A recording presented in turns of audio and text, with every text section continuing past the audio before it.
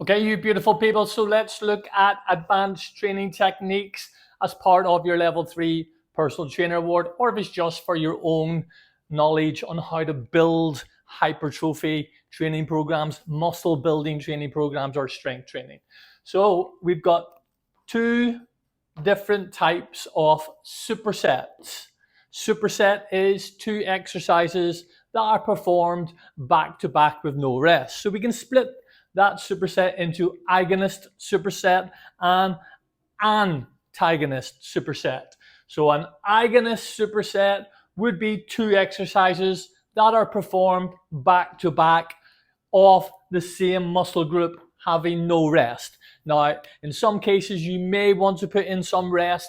In other cases, you may not want to. But for this example, we're not having any rest between each exercise within that superset. So for example, an agonist superset could be a chest press exercise followed by a chest fly exercise. So it's two exercises on the same muscle group. Why do we do it? Because we want to increase that intensity within that muscle group. Now let's look at antagonist superset. Similar to the agonist, we're still going to do two exercises. They're still going to be back to back. It's still going to be no rest. But on this circumstance, we're going to do opposite muscle groups. So antagonist is opposite muscle groups. So for example, I'm going to do chest press followed by seated row. So I'm doing a big chest exercise followed by a big back exercise. So agonist, two exercises back to back, same muscle group, no rest.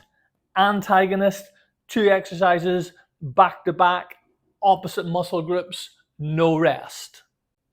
Moving on from your supersets, your agonist and antagonist superset, we've got triset and giant set.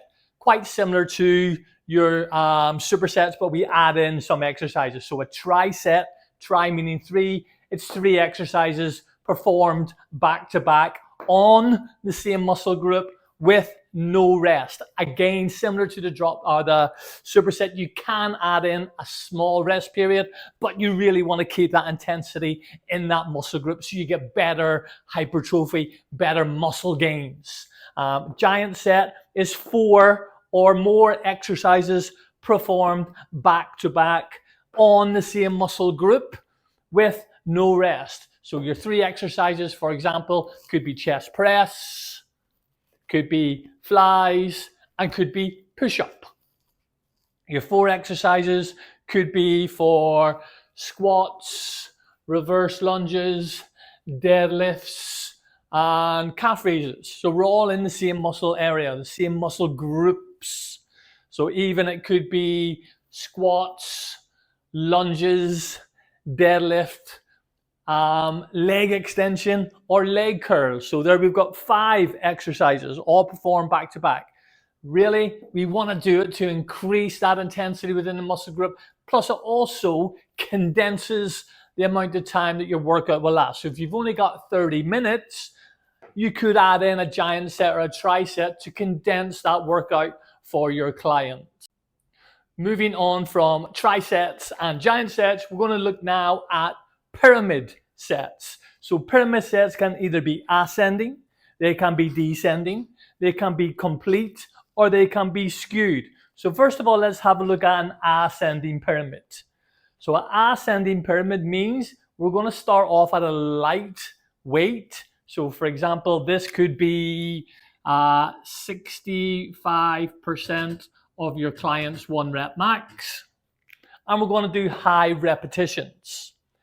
The next set performed will be at a higher weight and lower repetition. So again, this could be at the client's 70% 1 rep max. Remember, 1 rep max is a maximum amount of weight that your client can lift, push, or pull.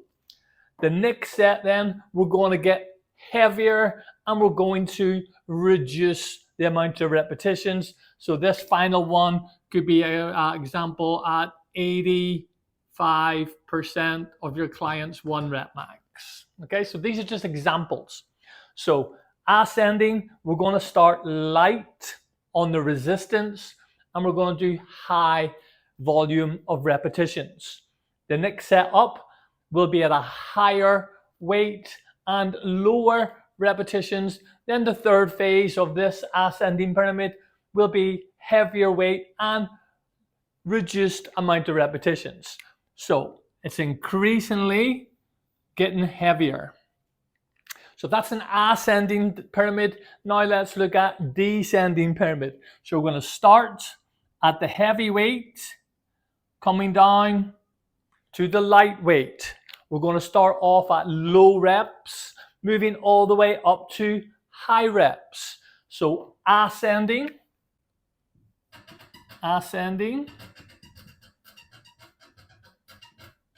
descending.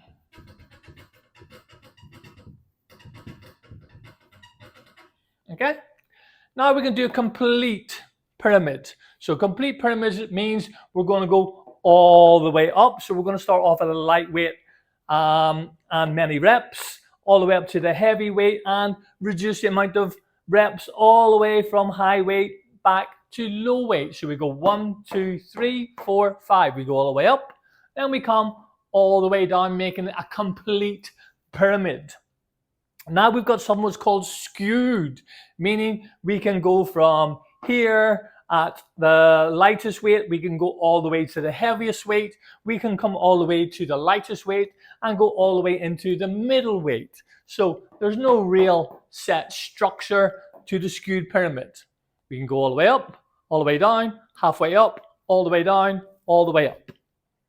Okay, the only other thing I would add into this is what we call wave loading. Wave loading.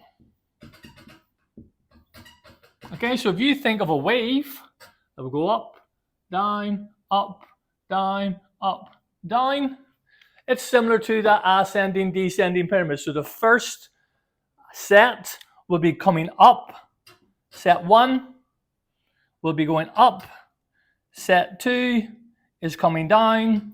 Set 3 is going all the way up. So we'll go up, down, up, down. So normally performed over about 3 or 4 sets for wave loading.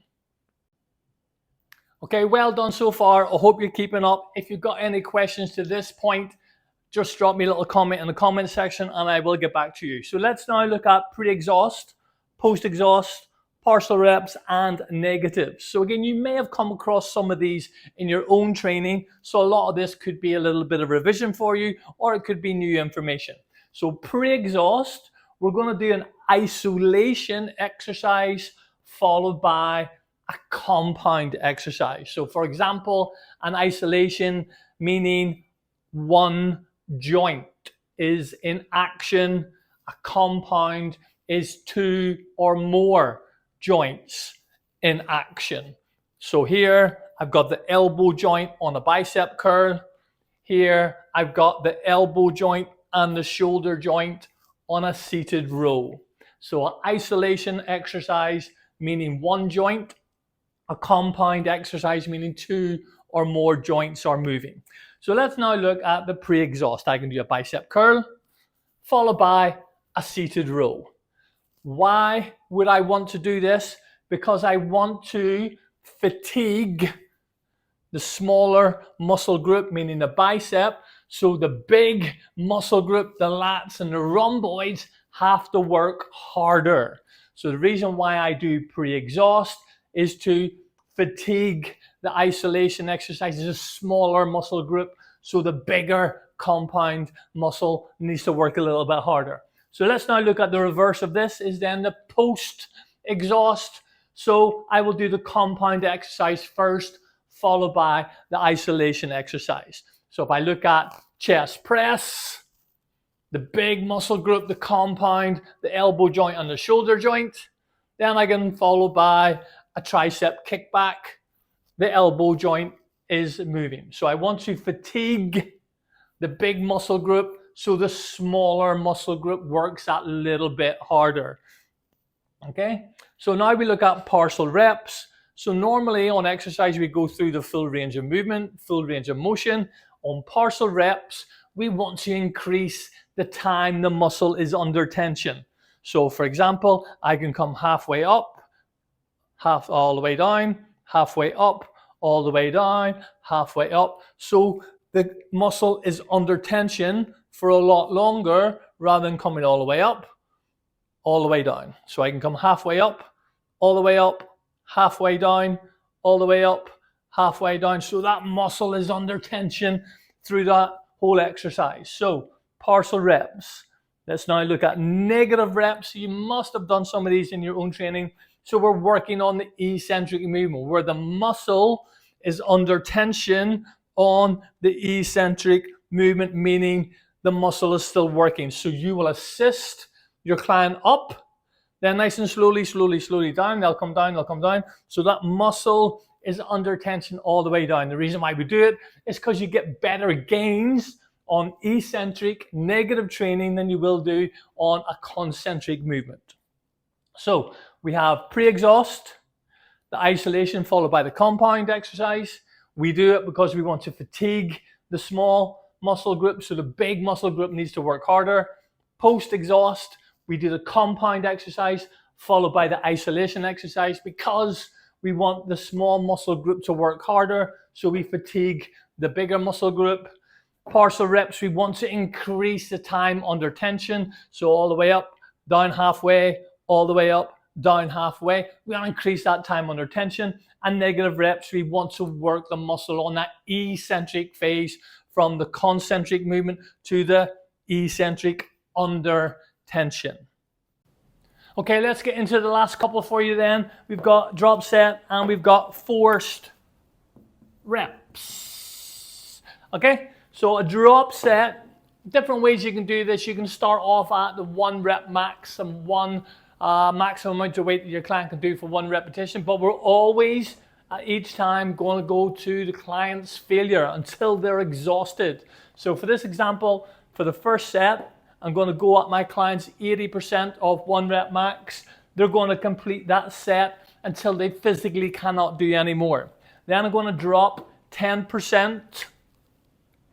Drop 10% of the 1 rep max. We're going to go now 70% of 1 rep max, and they're going to go to the client's failure until they physically cannot do any more. No rest. Then we're going to drop another 10% of the client's 1 rep max. Here now we're going 60%, and again we're going to go to failure until the client physically cannot do any more. No rest in between the sets. Remember, we want to get as maximum amount of work from the client during the drop set. The reason why we do it is we're trying to fatigue more the muscle. We normally do this after maybe 4 weeks of 6 weeks of training as a plateau buster. Remember, every 4 weeks, every 6 weeks, you're going to do a reassessment for the client, and you're probably going to change something about the training. So here we'll do a drop set to bust that plateau and to help the client start then their new training program. And then we have what's called forced reps. So we're going to do 2 or 3 more reps at the end of the set. So for example, if the client is doing 11, 12 reps, you're going to assist your client on doing a further 2 or 3 more reps. Again, just to try and really fatigue that muscle fiber. So that's come to the end of our advanced training techniques. Like, comment and subscribe if you find this beneficial to your own training goals or if it's part of your level 3 personal training diploma. Thank you.